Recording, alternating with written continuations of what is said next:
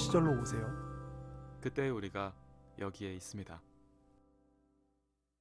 알레한드로 곤잘레스 이냐리투 감독의 네. 2014년작 어려워요 이름이. 네, 버드맨을 발굴하고 있습니다. 호 시절 저희 이번 에피소드에서는 버드맨에 대한 좀 더 자세한 이야기를 네. 나눠보고 싶은데 우선 이 영화에도 꽤 많은 인물들이 맞아요. 나오고 있더라고요. 네. 그 인물들 소개를 한번 조금 이렇게 들으시는 분들한테도 한번 하고 넘어갈까요? 마이클 키튼이 주연한 인물이죠. 리건 톰슨이란 캐릭터가 있는데 네, 이 사람은 전형적으로 과거에 살고 있는 사람이에요. 그렇죠. 우리나라로 따지면 이제 이상민 같은 분이죠. 누구요? 이상민 씨 같은 분이죠. 아, 이상민, 룰라 이상민. 자꾸 90년대 얘기를 하는 것처럼 그렇죠, 그렇죠. 과거에 살고 있는 사람인데 이분이 이제 흘러가는 헐리우드 스타거든요. 네. 네, 현재는 연극 배우이자 감독이 직업이죠.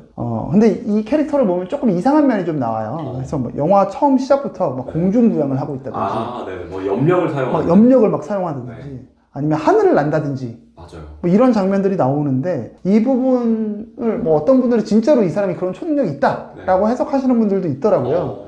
근데 그냥 제 관점에서는 네. 이 모든 거는 이제 리건의 능력은 아니고 네. 리건의 어떤 착각, 공상에서 벌어진 일 같아요. 음. 그래서 리건이 어떤 왕년의 스타였던 시절에서 벗어나지 못한 채 네. 현생을 그냥 이렇게 살고 있는데 음. 그 시간은 현재에 있지만 생각은 계속 온통 과거에 머물러 있다 그렇죠. 보니까 그 안에서 왕년의 자기와 지금 현재의 내 모습이 계속 내적 전쟁을 하고 있는 거 아닐까. 그 안에서 표현되는 어떤 부박함을 네.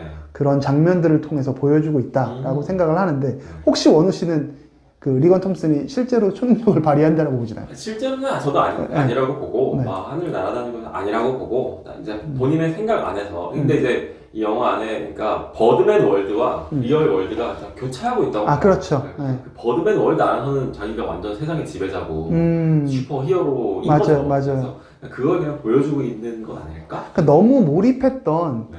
그 캐릭터였기 때문에 그치. 계속 그 안에 살고 있는 것 같기도 맞아요. 하고요. 네. 그러면 그게 또 되게 비슷한 인물이 마이크 샤이너라는 인물이거든요. 에드워드 노튼이라는 사람인데 이 사람은 무대가 아닌 곳에서의 삶의 한계를 느끼는 거예요. 그러니까 리얼 월드를 살아내지 못하는 사람이에요. 그렇죠. 어떻게 보면 투비 리건 톰슨일 수도 있어요. 연극계의 투비 리건 톰슨. 네. 그러니까 앞으로 리건 톰슨이 될 확률이 되게 높죠. 음. 왜냐면 이 사람은 그 지금 무대 안에서만 그 캐릭터 안에서만 모든 욕망을 분출할 네. 수 있는 인물로 나오거든요. 에드워드 노튼이 연기를 했고요. 사실 이 사람의 등장은 이래요. 영화 초반에 연극에 내정되어 있던 남자 주인공이 갑자기 불의의 사고를 당합니다. 네. 부상으로 교체가 되는데 이때 대체 투입된 배우가 이 연극계의 스타 배우라고 할 수 있는 마이크 샤이너라는 사람이고요. 굉장히 기이한 행각을 일삼습니다. 그래서 그렇죠. 프리뷰 무대에서 진짜로 술을 마신다거나 네. 혹은 상대 여배우에게 네. 무대에서 실제 성관계를 맺으려고 네. 막 시도하는 네. 이상한 그쵸. 기인이죠. 정상이라고 네, 보는데. 네. 좀 이상한 사람인데 어떤 관점에서는 진짜 명배우라고 우리가 뭐 메소드 배우 네. 이런 배우라고 볼 수도 있겠지만 그렇죠. 그의 삶 역시 안타까운 점은 무대 위에서만 벌어지는 그러니까 무대 밖에서의 삶에서는 전혀 아무것도 할 수 없는 굉장히 의기소침해 있는 사람이라는 점에서 배우들이 갖고 있는 명배우들이 갖고 있는 네. 좀 슬픔을 좀 표현하고 있는 게 아닐까라는 생각을 해요. 그래서 리건이 왕년의 자신과 어떤 현생의 지금 내 모습이 내적 전쟁을 하고 있다라고 제가 표현을 했는데 네. 마이크는 무대 위에 나와 무대가 아닌 곳에서의 자신 간의 간극과 이격으로 역시나 되게 공허함을 맛보는 인물이다. 네. 그러니까 마이크나 리건이나 둘 다 되게 부박한 존재라는 공통된 특성이 있고 뭐 막 배우라고 하지만 별거 아닌 별거 아닌 거예요. 비루한 인간이다. 그리고 비루하고 되게 정신착란적인 부분까지 있는. 근데 이 특성이 이 온전하지 못함이 여기에 나오는 인물들의 그냥 계속해서 나와요. 그렇죠. 그 다음에 제가 말씀드릴 게 이제 엠마 스톤이 연기한 샘이라는 인물인데요. 예, 리건의 딸이기도 한. 리건의 딸이죠. 그래서 리건의 딸이 갖고 있는 거는 조금 우리가 좀 흔하게 만날 수도 있는 것 같아요. 그러니까 부모로부터 온전한 사랑을 받지 못했다라는 생각을 할 때 느껴지는 어떤 그 정서적 결핍이 있는 캐릭터라고 볼 수 있죠. 그래서 하지만 이제 또 사실은 리건의 딸로서 많은 혜택을 또 누렸어요. 많이 누렸죠. 근데도 그렇죠. 많이 누렸음에도 불구하고 계속해서 갈증 나는 그렇죠. 사랑에 목마른 사람인데 네. 엄마와 아버지가 이혼한 다음에 아버지랑 함께 생활하고 있어요. 근데 약간 매니저. 그렇죠. 네. 근데 아빠에 대한 불만이 굉장히 그렇죠. 극에 달해 있어요. 네. 오랜 기간 아버지랑 함께 하고 있었지만 아버지가 부재했다라고 네. 느끼는 캐릭터고요. 그래서 반항하고 일탈도 해보지만 우리가 그래도 그나마 제일 현실적으로 많이 만나는 사람 아닐까 싶긴 해요. 뭐 사춘기 시절에 그렇죠. 부모님들이 아무리 사랑을 해줘도 그쵸. 그 안에서 느끼는 어떤 정서적 외로움이 있는 것처럼 네. 그 좀 철들지 않은 모습의 샘이 영화 전반부에 좀 있고요. 네. 그 기타 인물로 좀 간단하게 말씀을 드리면 이제 리건의 친구이자 변호사이자 이제 제작자인 제이크라는 인물이 그렇죠. 있죠. 되게 많이 고생하는. 네, 많이 고생하는데 이 사람도 되게 좀 웃기거든요. 리건을 되게 생각하는 듯 하지만 실제로는 친구의 안위보다 그렇죠. 연극의 흥행에 눈이 이제 뒤집혀 있는 인물이고 맞아요. 그래서 리건이 이제 어떤 연극이나 이런 거에 회의감이나 두려움을 느낄 때 되게 감언이설로 리건을 어떻게 하면 진정시킬 수 있는지 되게 영리한 사람이긴 하지만 동시에 이 제이크를 우리는 능력자로 바라봐야 할까 아니면 성공에 몰두한 비정한 사업가로 봐야 할까 그렇죠.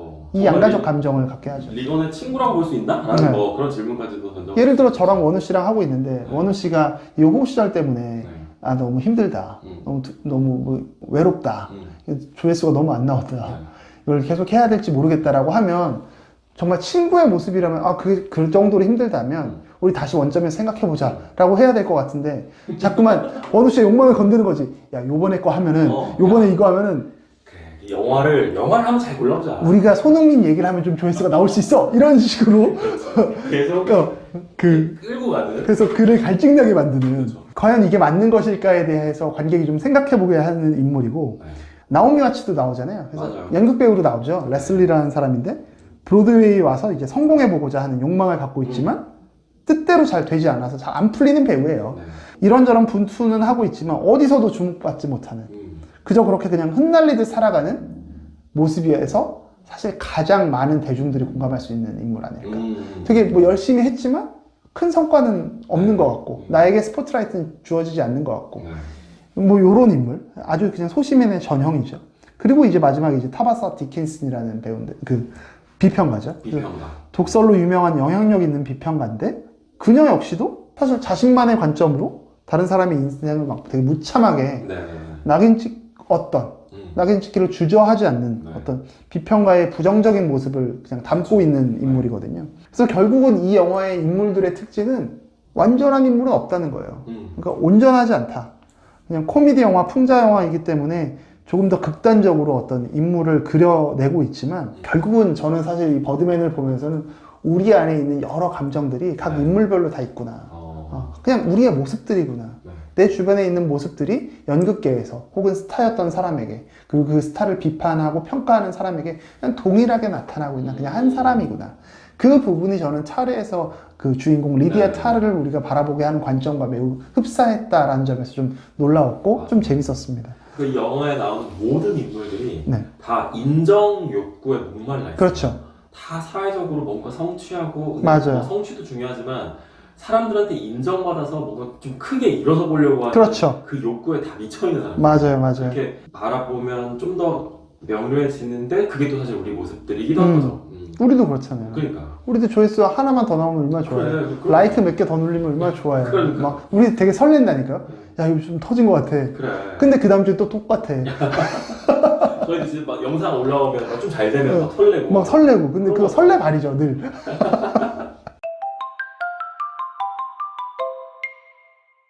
저는 이게 인물들에게서 나타나는 어떤 공통적인 이 부박한 정서가 어떤 인간이 이걸 어떻게 해결할 수 있어?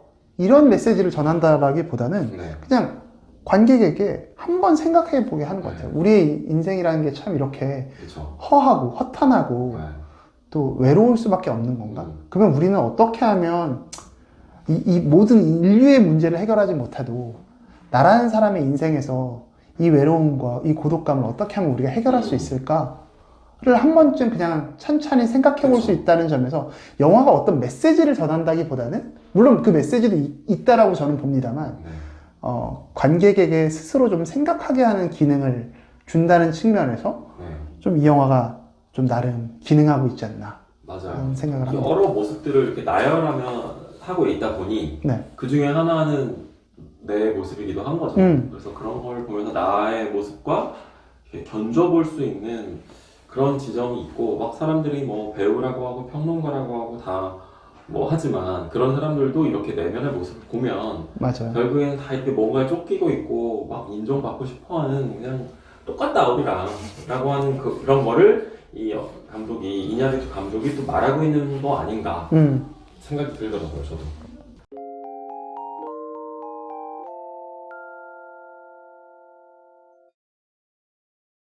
그래서 저희가 인물들의 이야기를 먼저 네. 나눠봤는데 아까 조세프님께서 그 공간에 대한 그것도 되게 중요한 코드로 하나 얘기를 하셨었거든요. 네, 영화에 사실 뭐 많은 공간들이 다뤄져 있는 건 아니지만 그쵸. 그럼에도 불구하고 의미가 담겨 있는 것 같다. 이 영화 버드맨 안에 공간에는 어떤 의미가 있다고 보셨어요? 그래서 사실 저는 이 어떤 공간 하나하나의 측면을 분석하기보다는 네. 그 나오는 배경이 왜 이렇게 딱 연극 무대 뒤편, 그쵸. 연극 무대만 비출까에 대한 생각이었거든요. 네. 이게 결국 우리 삶의 바운더리를 보여주는 것 같아요. 그러니까 이제 뭐 거의 보여주는 게 휴게실, 복도, 네. 연극 무대 뒤편, 혹은 무대 정도거든요. 그리고 조금 넘어가봤자 테라스 정도?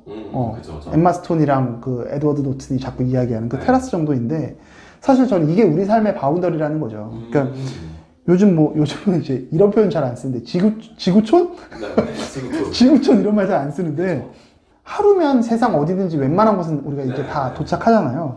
그런 시대가 되었지만, 그렇다고 해서 내 삶의 바운더리가 크게 변했을까?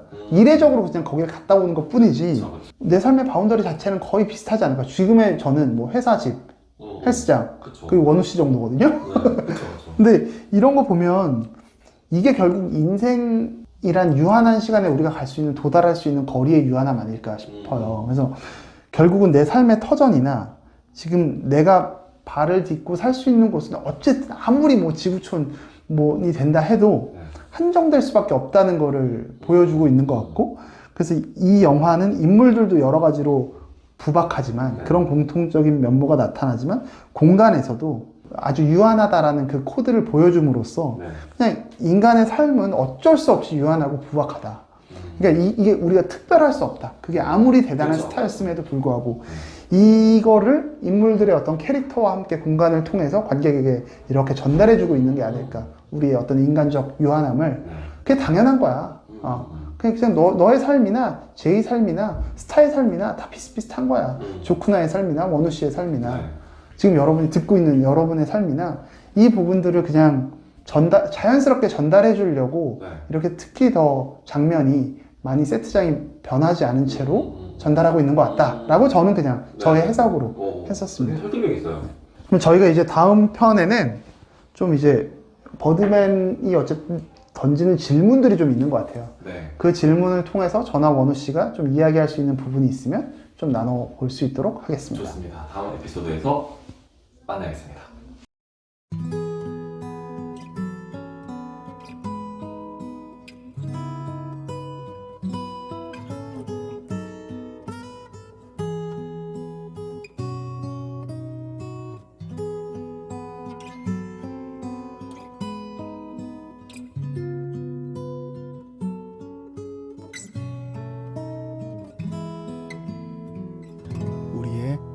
호우 시절